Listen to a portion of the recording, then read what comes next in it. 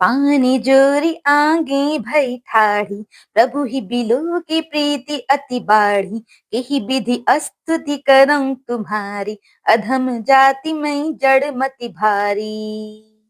अर्थात फिर वे हाथ जोड़कर आगे खड़ी हो गईं। प्रभु को देखकर उनका प्रेम अत्यंत बढ़ गया। उन्होंने कहा, मैं किस प्रकार आपकी स्तुति करूं?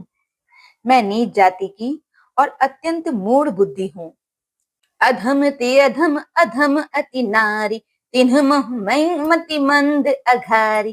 कह रघुपति सुनु भामिनी बाता, मानम एक भगति कर नाता।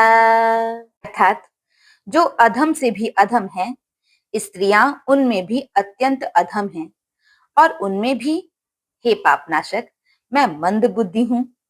श्री रघुनाथ जी ने कहा, हे भामिनी, मेरी बात सुन।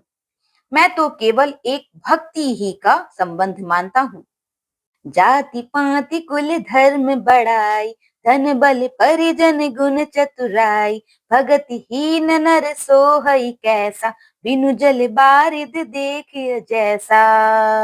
अर्थात जाति पाति कुल धर्म बड़ाई, धन बल कुटुंब गुण और चातुरता, इन सब के होने पर भी भक्ति से रहित मनुष्य कैसा लगता है, जैसे जलहीन बादल दिखाई पड़ता है। नवधा भगति कहूं तो ही पाहि, सावधान सुन धरु मन माहि। प्रथम भगति संतन कर संगा, दूसरी रति मम कथा प्रसंगा। अर्थात मैं तुझसे अब अपनी नवधा भक्ति कहता हूँ। तू सावधान होकर सुन और मन में धारण कर। पहली भक्ति है संतों का सत्संग, दूसरी भक्ति है मेरे कथा प्रसंग में प्रेम।